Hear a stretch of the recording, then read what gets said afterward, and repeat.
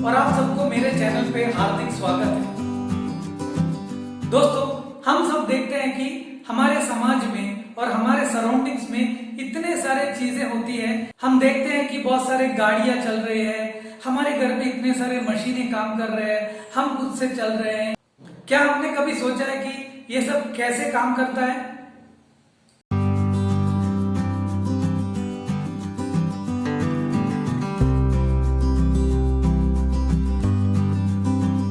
जी हाँ दोस्तों, बचपन से हम देखते हैं कि हमारे सराउंडिंग्स में इतने सारे चीजें होते हैं और हम सोचते हैं कि ये ऐसे ही यूं ही चलते आ रहे हैं। हमने कभी उसके पीछे का कारण सोचने के लिए तकलीफ नहीं उठाया था। हम देखते हैं कि ये सब ऐसे चल रहे हैं, लेकिन आहिस्ता आहिस्ता हम लोग जब स्कूल जाने लगे, वैज्ञानिक पढ़ने लगे, साइंस के क्लास से हमको पता चला है कि ये सब कुदरत के कोई नियम के वजह से होते हैं। जी हाँ दोस्तों, आज हम सबको पता है ये सब नेचुरल लॉ के हिसाब से चलते हैं। आइए देखते हैं, आज इस वीडियो में मैं आपको लेके चलता हूं फिजिक्स के बेसिक्स लॉस में, जो ये ब्रह्मांड के हर क्षण में, हर कण में मौजूद है। पुराने जमाने में लोग ऐसे नेचुरल फिनोमेन के बारे में सोचा नहीं करते थे, या वो लोग सोचने में कामयाब नहीं रहे।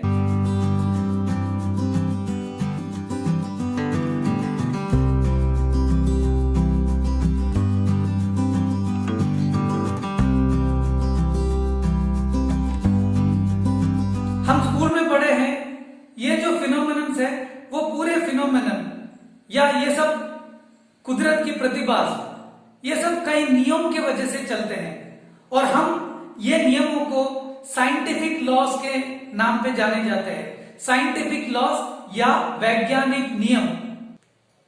वैसे तो वैज्ञानिक नियम में बहुत सारे हैं, लेकिन मैं आज इस वीडियो में सबसे बेसिक नियमों के बारे में बात कर रहा हूं, जो कुदरत के हर एक एक्सप्रेशंस में हमको देखने के लिए मिलेंगे। तो आइए दोस्तों, देखते हैं वो बेसिक्स लॉस क्या क्या है।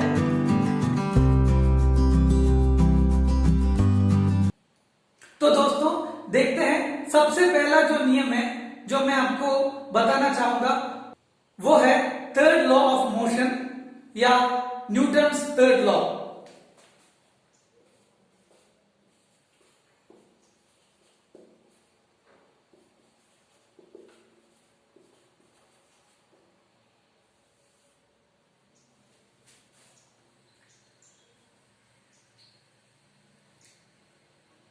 आइए देखते हैं ये नियम क्या बताते हैं।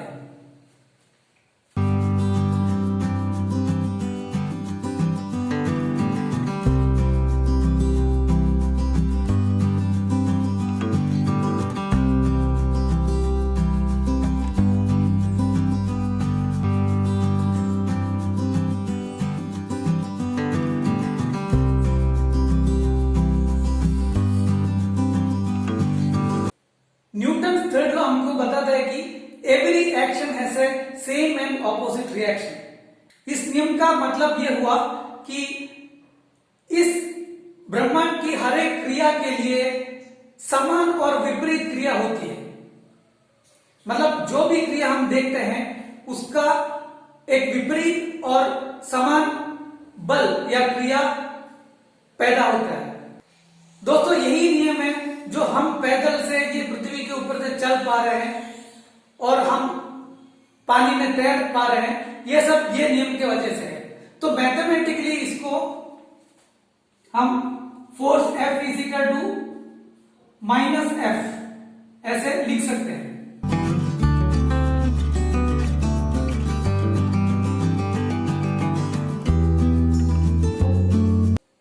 ये ब्रह्मांड की हर एक क्रिया की विपरीत और समान क्रिया होती है।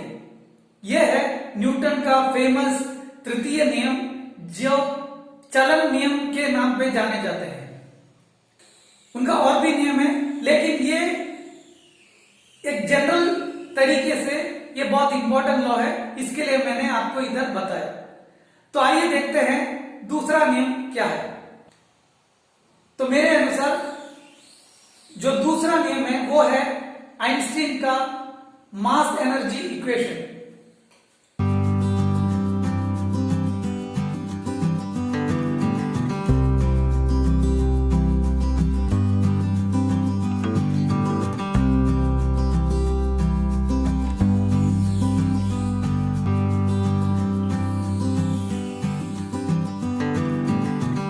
ये जो इक्वेशन है उनका फेमस थियरी है जिसको थियरी ऑफ रिलेटिविटी बोलते हैं, तो उसके अंदर ये नियम बताया गया है।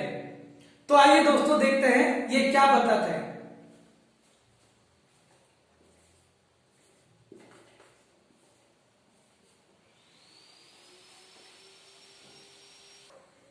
अल्बर्ट आइंस्टीन का थियरी ऑफ रिलेटिविटी फिजिक्स का आज तक का सबसे बड़ा थियरी माने जाते हैं। तो इस थियरी के संबंध उन्होंने द्रव्य और ऊर्जा के बारे में एक इक्वेशन बनाया जिसको मास एनर्जी इक्वेशन के नाम पे जाने जाते हैं। तो ये जो इक्वेशन है हम सबको ये मालूम है, हम देखते हैं कि हर जगह हमें सोशल मीडिया पे या बहुत सारे एडवर्टाइजमेंट में भी ये यूज करते हैं। तो ये जो थियरी हमें बताते हैं E = mc²। इसका मतलब है E मतलब ऊर्जा, M मतलब पिंड या द्रव्य और C मतलब लाइट का स्पीड।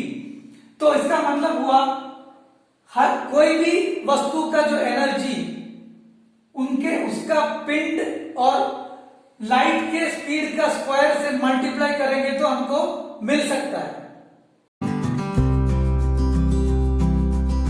दोस्तों आइंस्टीन के ये थियरी के पहले कोई भी साइंटिफिक थियरी द्रव्य और ऊर्जा के संबंध के बारे में शायद उतना चर्चा नहीं किया है। यही वो पाथ ब्रेकिंग फॉर्मूला है या इक्वेशन है जिसने हमें द्रव्य और ऊर्जा के बीच का संबंध के बारे में ठीक से बताया है। तो इसको Einstein's equation of mass and energy बोलते हैं, जो फिजिक्स के बहुत फंडामेंटल लॉस में एक है। दोस्तों अब मैं बात करने वाला हूं और एक इंपॉर्टेंट नियम जो फिजिक्स के दुनिया में बहुत फंडामेंटल है, और वो नियम है law of conservation of matter.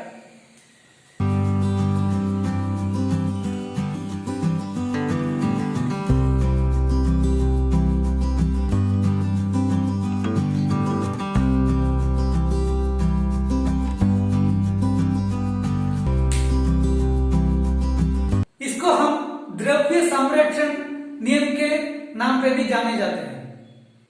असल में ये कंबाइंड लॉ है, law of conservation of matter. हम लोग जब ये टर्म यूज करते हैं मैटर, इसका मतलब ये है it consist of energy and also mass. Mass और एनर्जी को दोनों मिला के हम लोग मैटर बोलते हैं। तो ये जो नियम है एक्चुअली दो भागों में बोला जाता है, एक law of conservation of mass और law of conservation of energy. हम नॉर्मली इसको द्रव्य संरक्षण नियम के नाम पे जाने जाते हैं। इसका मतलब क्या है कि एक क्लोज सिस्टम में हम कभी भी एनर्जी को डिस्ट्रक्ट या कंस्ट्रक्ट नहीं कर सकते। दीज आर ऑल कंजर्व, मतलब एक क्लोज सिस्टम के अंदर ये संरक्षित है। तो दोस्तों देखते हैं law of conservation of matter actually क्या बताते हैं। सो इट सेज एनर्जी और मास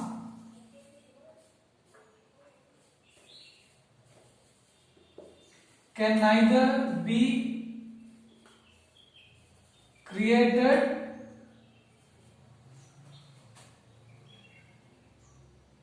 nor destroyed.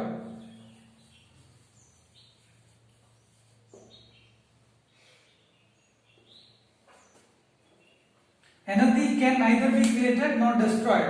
तो उसका मतलब है हम द्रव्य या ऊर्जा को कभी नष्ट भी नहीं कर सकते मतलब कंप्लीटली नष्ट भी नहीं कर सकते या नए से बनाने भी नहीं सकते। So that is the whole idea behind this law.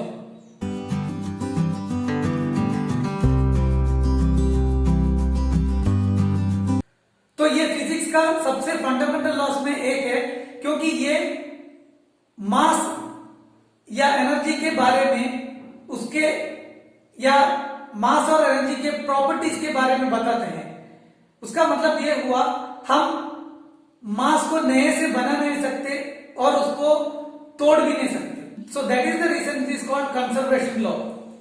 Mass या ऊर्जा को हम कंस्ट्रक्ट या डिस्ट्रक्ट नहीं कर सकते। अभी जो ब्रह्मांड में जो मास और एनर्जी है उसका मैग्नीट्यूड सेम है और सेम ही रहेगा। हालांकि हम इसका जो रूप है रूप में ट्रांसफर कर सकते हैं, जैसे कि एनर्जी के एक रूप से हम दूसरे रूप में कन्वर्ट कर सकते हैं, लेकिन टोटल जो कंजर्वेशन है, टोटल जो मैग्नीट्यूड है उसको कभी हम कम या ज्यादा कभी नहीं कर सकते। ये हुआ ये तीसरा नियम का मतलब। तो दोस्तों ये हुआ फिजिक्स का सम ऑफ द बेसिक्स लॉस जो बहुत फंडामेंटल है और मैं चाहता हूं कि ये सब लोग जानें।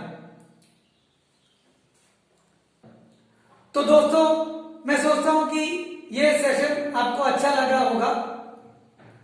देखिए मैंने जैसे बताया फिजिक्स का बहुत सारे नियम हैं और साइंस में भी बहुत सारे नियम हैं जो सब इंपॉर्टेंट है, लेकिन ये जो 2-3 नियम मैं क्यों बोला, ये फिजिक्स और साइंस का भी नहीं बल्कि अपने जिंदगी में भी इसका एक मतलब जरूर है।